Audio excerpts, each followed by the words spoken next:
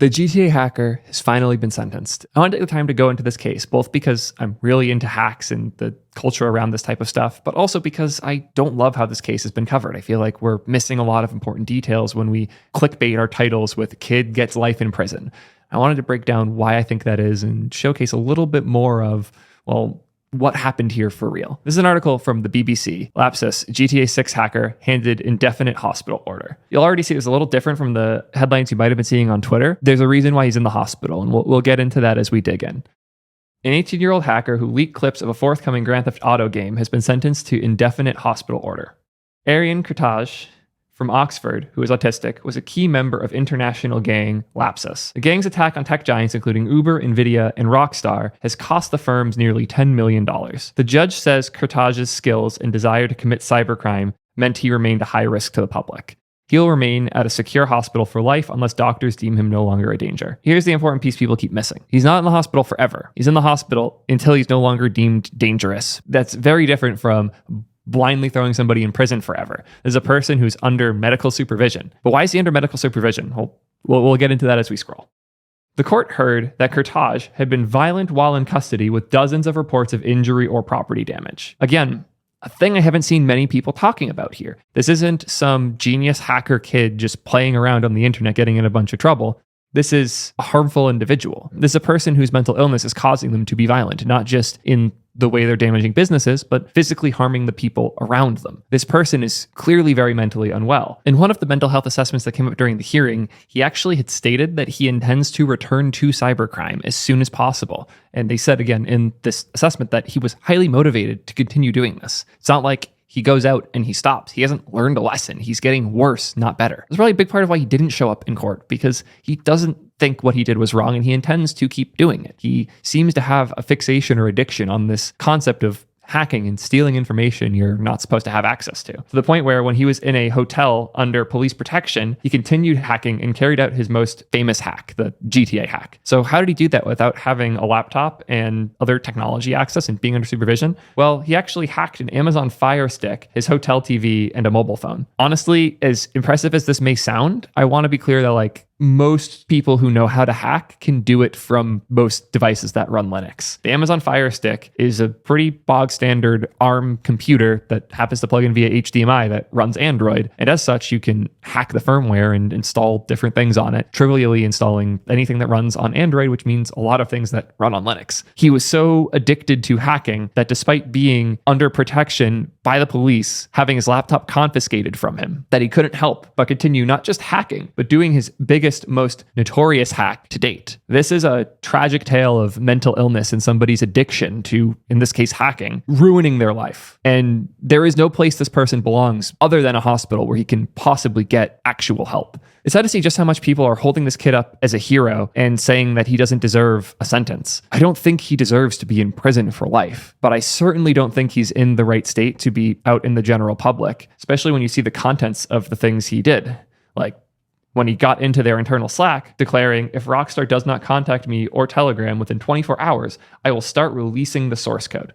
That's what? We can't just do that. We can't just be okay with people doing stuff like this. And again, he then posted the source code and a bunch of videos, a bunch of footage, a bunch of information about the game all the way back in September before Rockstar was even close to ready to publish any of this information. This was all when his hearings were happening. The court cases for his previous hacks were already rolling when he started to do all of this. I think it's telling that the only defense his team had is that the success of the game's trailer proved that not much harm was caused. They didn't even say this didn't happen or try to defend him doing it. They said that the harm of what he did can't be that big. Nobody's denying what he did. They're trying to fight on the potential impact that it had. And I promise you, waking up to a message in your Slack of, if Rockstar doesn't contact me on Telegram within 24 hours, I will start releasing the source code. That does damage other than what you can monetarily measure by the success of a trailer. Absurd. But Her Honor Judge Lees said that there were real victims and real harm caused from his other multiple hacks on individuals and the companies he attacked. Rockstar Games alone told the court the hack cost it $5 million to recover, plus thousands of hours of staff time. There's a bunch of additional info here, he's not just hacking to share info. They actually demanded a $4 million ransom from some of the companies they were hacking. So this isn't your ethical, I want to share information that I got from a place I shouldn't have. This is financially incentivized destruction of property and business in order to try and hold these things hostage. This is really bad. And the fact that when he was caught, he didn't stop and accept the severity of what he was doing, but instead compulsively continued to engage in the behavior. This is a person that needs help. I really want to emphasize that point. This isn't some young kid who just had some fun taking data and publishing it. This is a harmful person with really malicious intent and clearly some severe mental illness. Right as I was wrapping this up, Swift on Security tweeted, and I'm really thankful that I'm not the only person speaking out against this now, because as Swift said, the GTA hacker is an avowed, unrepentant scammer who screwed with individual people, and he's violently mentally ill, and he's on perpetual psychiatric hold. Please read the articles before telling the FBI to hire him. Thank you. This is why I was going insane. This is why this video exists.